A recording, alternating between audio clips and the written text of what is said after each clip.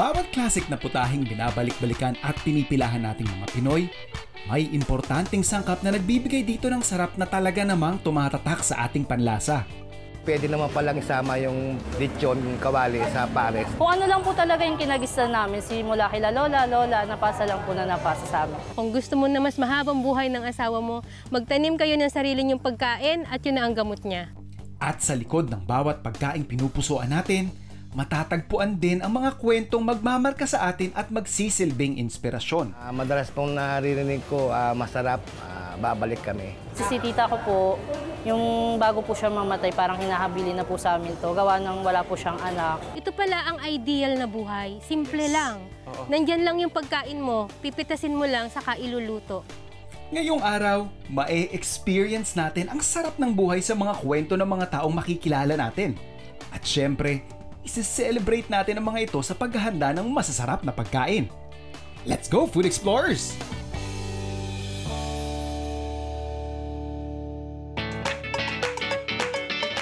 Isa ka ba sa mga fans ng classic trio ng pares, sinangag at mainit na sabaw? Pwes, siguradong magugustuhan mong dayuhin ang Binondo, Manila para matikman ang sikat na lechon pares ni Lakay. Ako po si Henny Villamin Salagan, akala kayo po. Dati po akong guardian. So nung nandun po ako sa Alabang, yun po kasi last na pinag-dutyhan ko, nakakita ko na maliit na pwesto.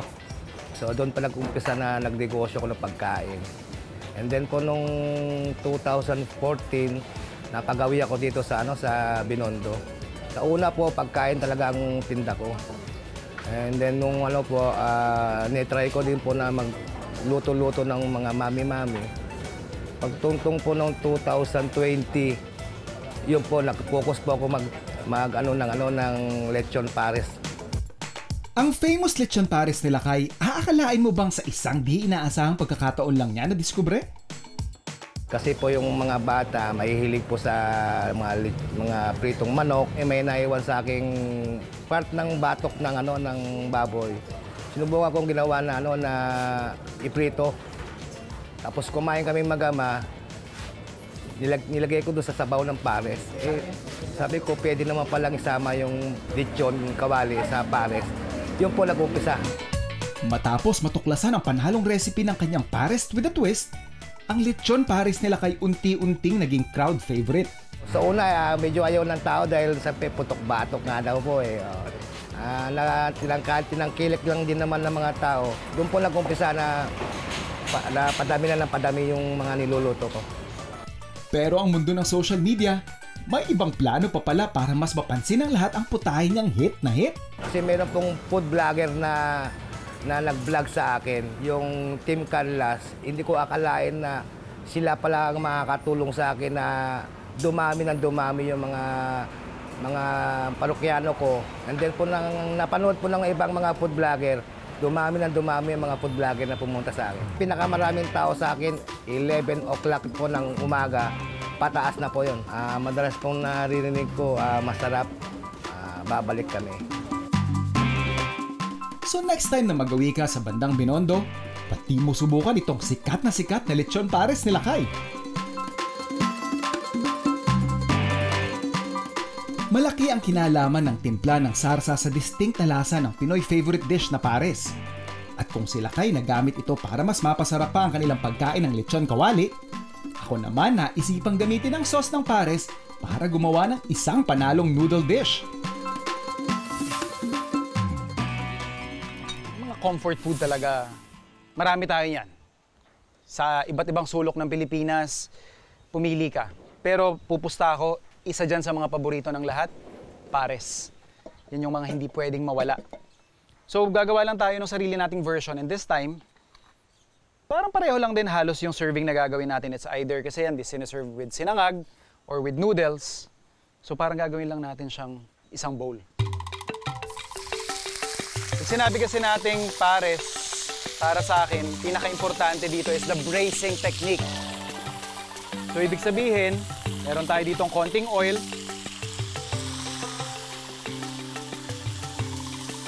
Pagbabrownin natin yung ating mga karne ng baka.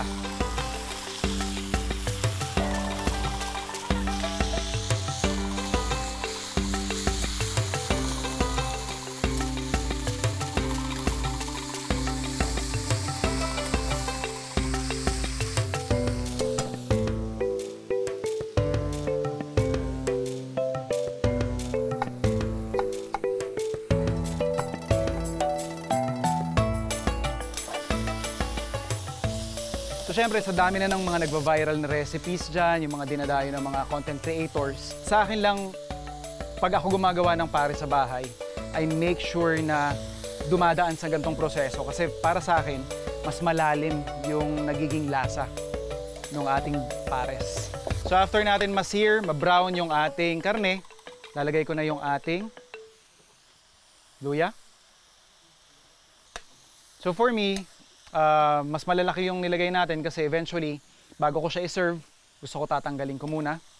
Or kung ayaw naman ninyong makita pero nangihinayang kayo na mawala yung lasa ng ginger natin, pwede nyo siyang ilagay ng gadgad na. Yung puti, yung leeks. Yan yung ating bawang.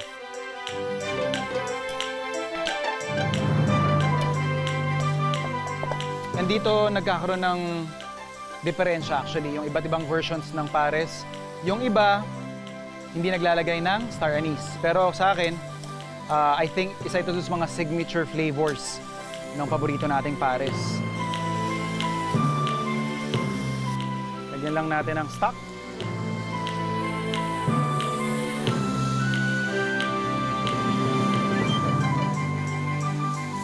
Timplahan lang natin ng soy sauce. Para lang din may balanse yung flavors natin. Brown sugar.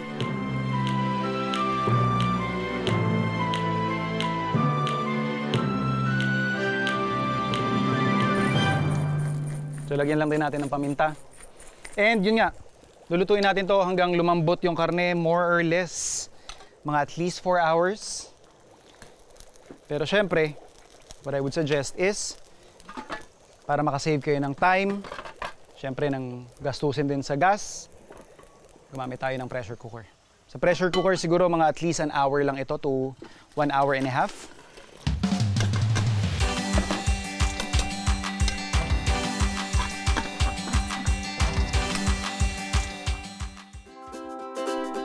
Mahalagang parte ng pagluluto ng masasarap na putahing Pinoy na Pinoy ang paggamit ng mga sangkap na likas na matatagpuan sa ating kapaligiran. At kung kadalasan hindi natin masyadong pinapansin ang mga masasarap na damo, halaman, at mga talbos na tumutubo lang sa tabi-tabi, dito sa Yumis Farm sa Ilayang Bukal sa Tayabas, Quezon, kakaibang atensyon at pagpapahalaga ang ibinibigay nila sa pagpapalaki ng mga ito. Lahat nagsimula dahil sa pagkakaroon ng diabetes ng asawa ni Ma'am Alice Valdoria.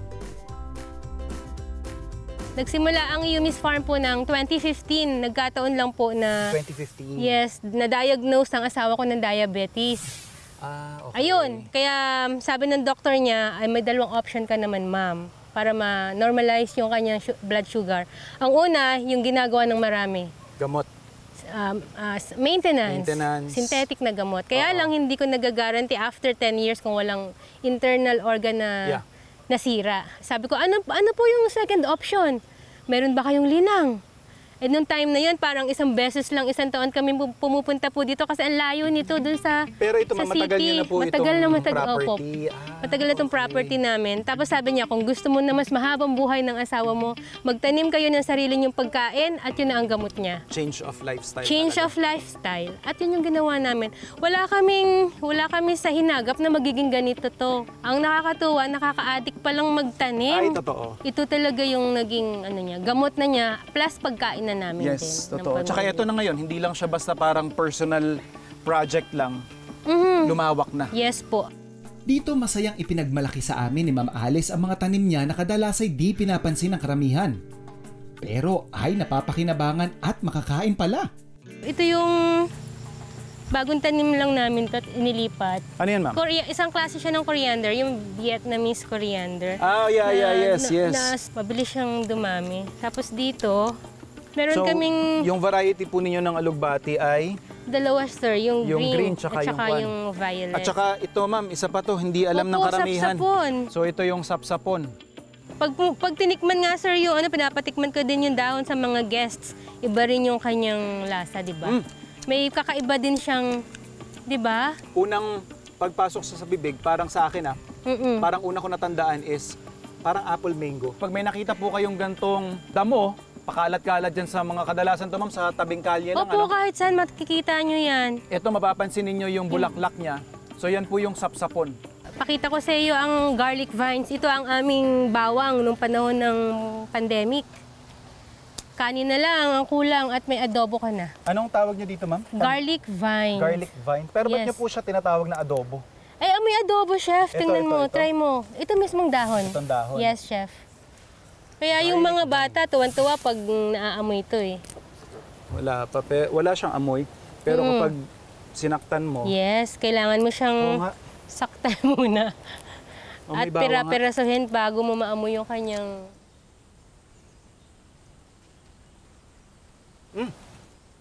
meron din siyang tapang nung kwan, Mm, nung bawang. di ba?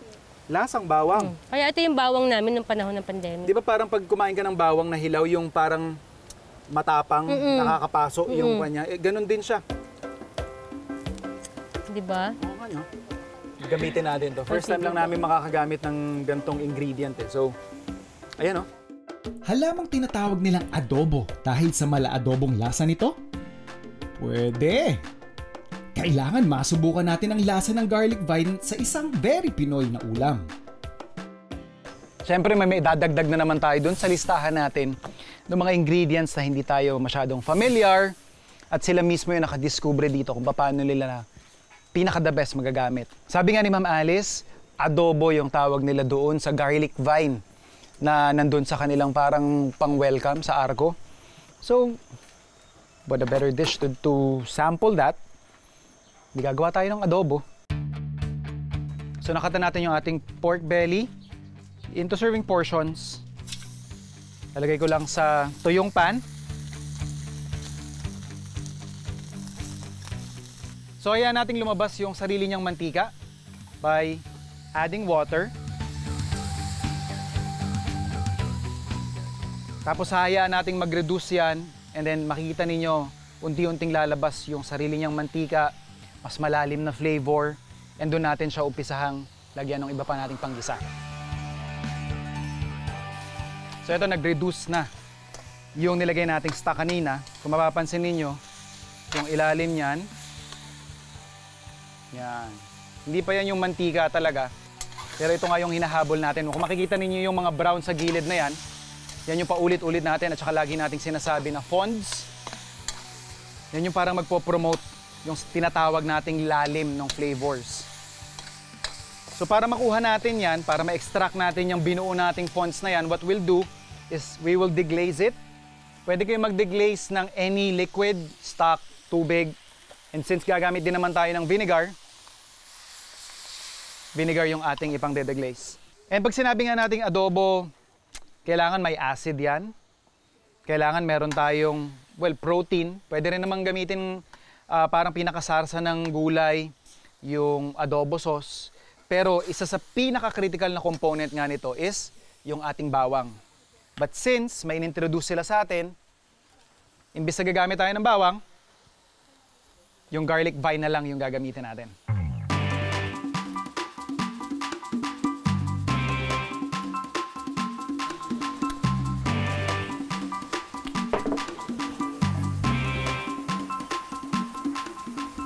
Hindi yung iba, hindi masyadong gumagamit ng sibuyas pag nag-aadobo. It's definitely your choice. And yung ating panimpla, patis, laurel, and yung ating garlic vine. So at this point, nagsasama-sama na yung lasa ng ating sinangkutsyang karne, yung ating sibuyas, at saka yung ating garlic vine. Siyempre yung ating suka, ating patis. And i-reduce lang natin to, paiigahin lang natin hanggang maglabas siya ulit ng sarili niyang mantika. And then, pwede na tayo mag-serve after nun.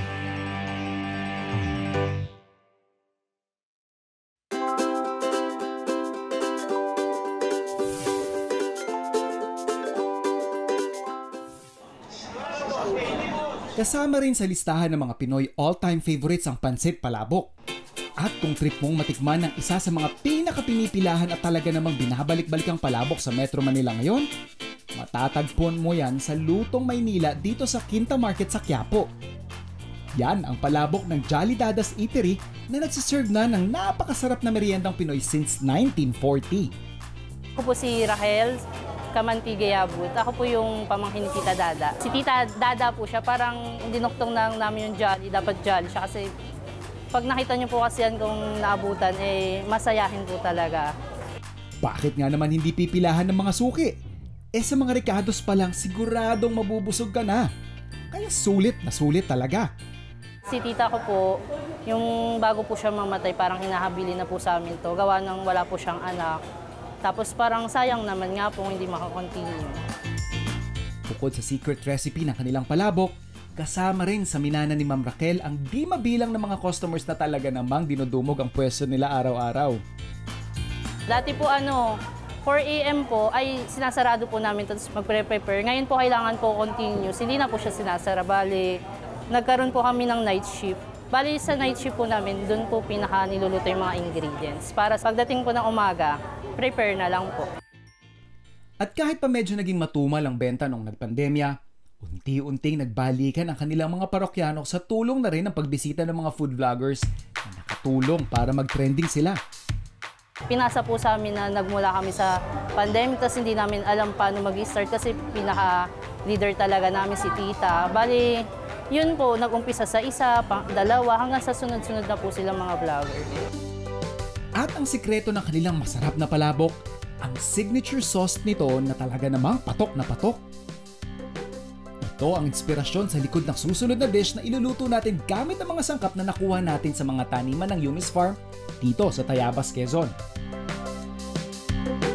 So for our next dish, yun lang yung gagawin natin. Kukunin natin yung pinakapuso ng ating palabok, classic at favorite, and then we'll apply it sa ating pork and shrimp wonton soup. So we have here our pork bones. Lagay lang natin yan.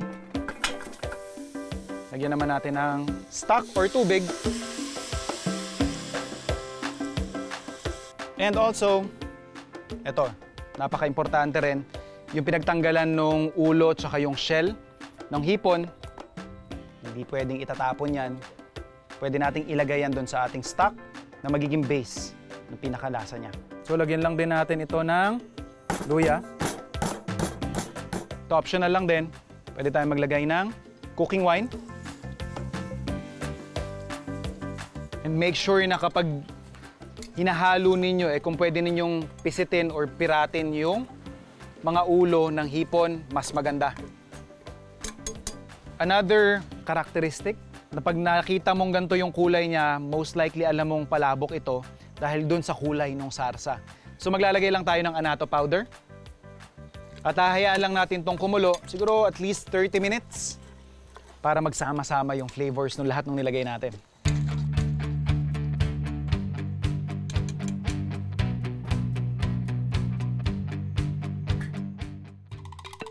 For our next dish, gagamitin natin ang classic na flavors ng palabok sauce para makagawa ng pork and shrimp wonton soup. Ready na natin yung ating wonton or yung pinaka-siomai natin for this dish. Para sa palaman ng ating wonton, sinimulan ko na rin paghaluin ang hiniling na baboy at hiniwang sibuyas sa isang bowl. And of course, yung ating hipon. Finely chop lang din natin yung ating hipon.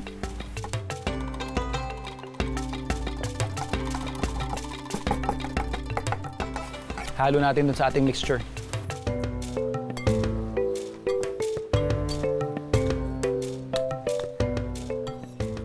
Season lang natin to ng salt. Mix lang natin to hanggang makuha natin yung parang paste-like consistency. Ngayon, kung mga hardcore na Chinese cuisine yung magtuturo sa inyo nito, when you're mixing siguro protein, they would tell you to mix it isang direction lang. Lagyan lang natin ng paminta. So ready na yung mixture natin. Gawa na tayo siomai. So meron tayo ditong wonton wrapper. Pinaka-importante lang naman dito is huwag siyang lumabas doon sa ating pagkakabalot.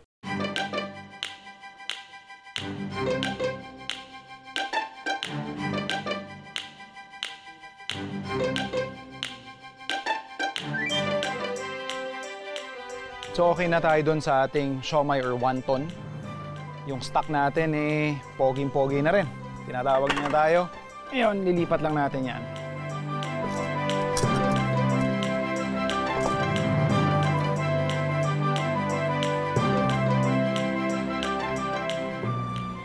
So timplahan lang natin yung ating stock.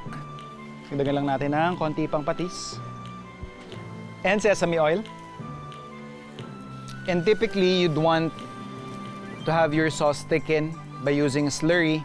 Pero dahil nga doon sa gamit nating wonton wrapper, once na inihulog natin yan, eventually lalapot din yung pinaka-sauce niyan. So, hindi na natin kailangan maglagay ng any thickening agent or pampalapot dahil makukuha natin mismo doon sa wrapper.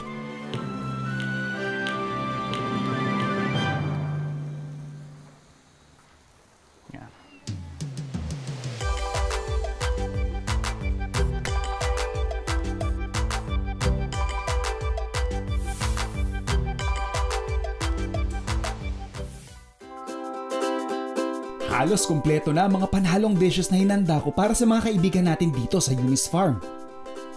Bukod sa pork adobong niluto ko gamit ang kanilang garlic vine, at pork and shrimp wonton soup na inspired ng classic pansit palabok, nagpakulo rin tayo ng karne ng baka para gawing pares na teternohan natin ng noodles. Matapos i-brown ang karne ng baka at nagdagan ng luya, bawang at leeks, sinimulan ko na itong pakuluin sa stock na tinimplahan ko ng toyo at konting asukal. Para mas mapabilis ang pagpapalambot ng baka, isinalang ko ito gamit ang pressure cooker at hinayaang maluto. So after more than an hour na pagpa-pressure cook, eto na siya. So yun yung karne natin. Pwede? Pwede. Dahil kung makikita ninyo, yung sabaw nung pares natin medyo malabnaw, isa rin sa mga signature characteristics ng Kanto Pares ay yung malapot na sabaw. So, we'll address that by pouring in some slurry o yung kinanaw na cornstarch.